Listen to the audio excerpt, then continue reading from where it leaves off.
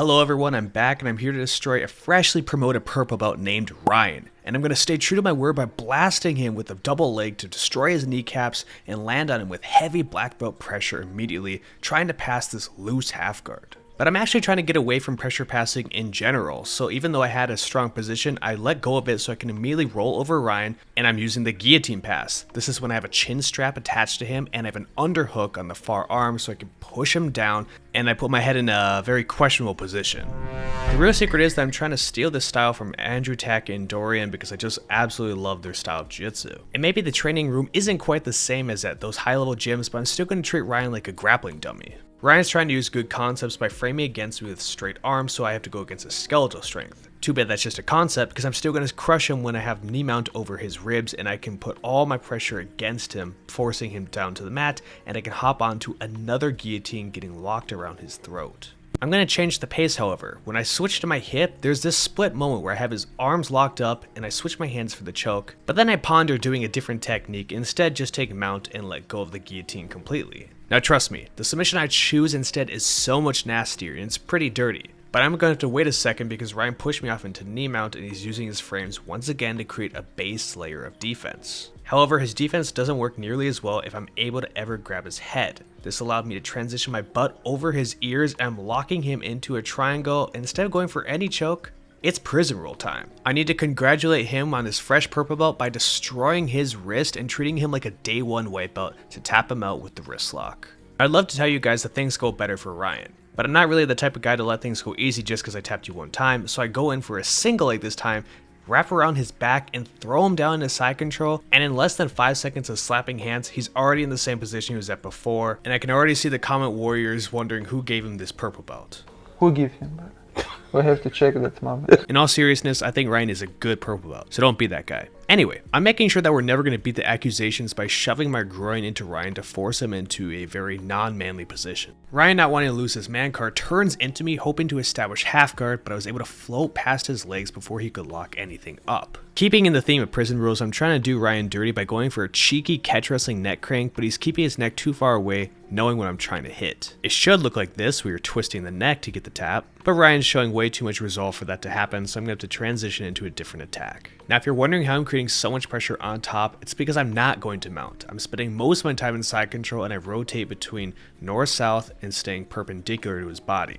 This is the easiest way to keep all my weight across him until I have his shoulders completely locked up and I feel safe to take mount. I went to mount because I was looking for a modified head and arm choke where I don't quite have the angle on his arteries, but it puts tremendous pressure on their shoulder and you can actually tap somebody just due to shoulder pain. And trust me when I say this, but it's horrendous to be caught in. Anyway, Ryan doesn't have glass bones like me, so I'm switching into other attacks, floating around him, seeing what this guy has to offer me. I'm hoping that I can go for counters instead of just dictating the entire roll, so I give Ryan some space so he can move around and get to turtle, then I try and pull him into the truck. Ryan's actively resisting it though and even tries to reach around to my back, which shows me an opportunity to start working on his.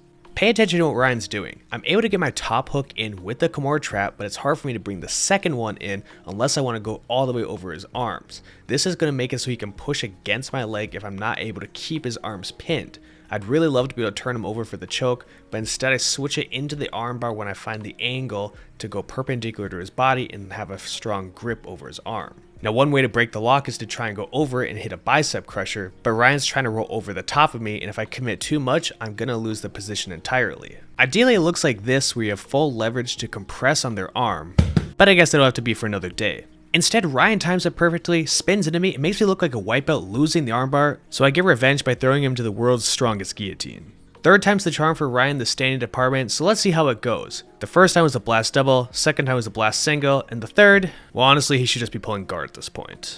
Now instead of me yapping about how I'm destroying Ryan's confidence that took him a lifetime to build within a 6-minute round, have you seen my new gear? Well, I'm wearing gear from Gold, and it allows you to have devastatingly fast ankle locks like I just threw onto poor Ryan's leg. It's the same gear that gives me the confidence and power to go for all these blast doubles on somebody way worse at wrestling than me, and I'm able to look stylish while I'm doing it. I mean seriously, just look at that pass, it was effortless. If you want to have that same confidence, style, and appeal, and maybe even level up your jiu-jitsu, you should be getting your gear from Gold. You can visit my link, which I don't make any commission on, I just like to see people get free stuff. Then pick out your favorite gear, and you can smash people just as badly as I am to Ryan. Seriously, if Ryan had any gold gear, this round would have been so much harder for me. Instead, we see that I just lock up a Kimura over Ryan's arm because he's just wearing the wrong Jitsu gear.